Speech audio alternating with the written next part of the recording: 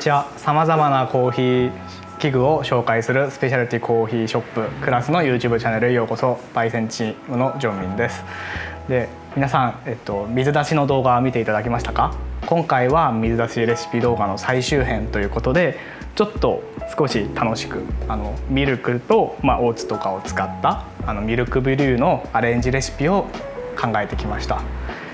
ぜひコーヒー牛乳みたいな感じでいろいろ水出したっぷり楽しんでいただけたらと思います。作り方はとても簡単です。で、大事なポイントは2つあります。1つ目に引き目です。で、2つ目に濃度感です。で、1つ目は、今回の引き目は中引きでお願いします。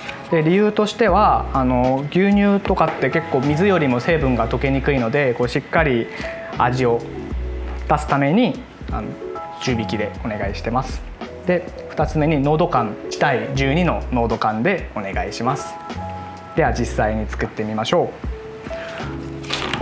う。で、今回はこのハウスブレンドダークを使って作っていきたいと思います。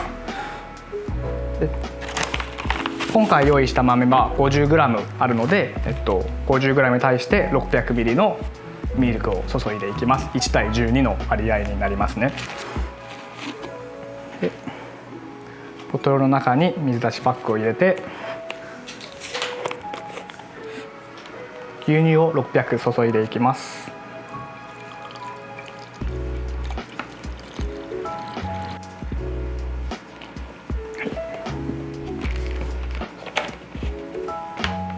で、ここでしっかり蓋を閉めて、しっかり閉めたのを確認したら、ボトルごと10回ほど振って攪拌していきます。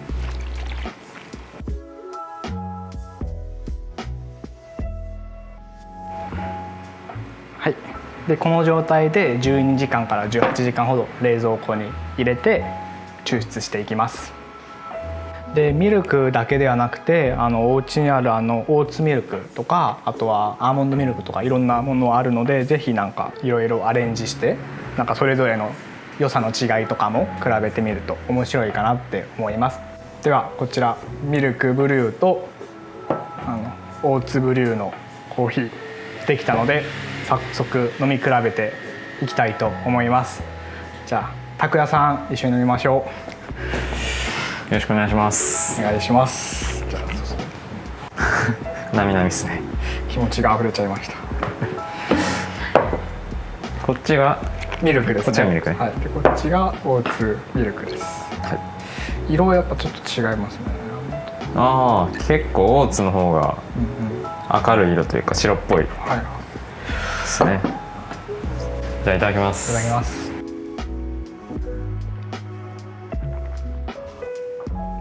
うん。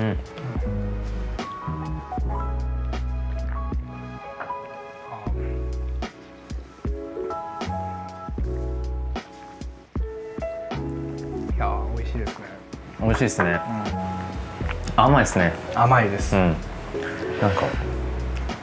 オーツはだいぶ元のオーツミルクの味もしっかり感じられるし、ちゃんと、ダーク豆がハウスブレンドダークで深入りの豆使ってるっていうのは結構大きいと思うんですけど、結構そこのフレーバーもしっかり感じれて、すごいバランスよくて美味しいですね。確かに。ミルクブリューの方はどうですか？ミルクブリューの方も、オーツと比べたらミルクの方が豆の個性を感じやすいかなっていう印象です。結構ハウスブレンドダークのビターチョコみたいな、味わいの部分が、よりダイレクトにミルクの方が感じられるかなって感じですかね。オーツの方はもうオーツ好きな人やったら絶対好きだと思います。ありがとうございます。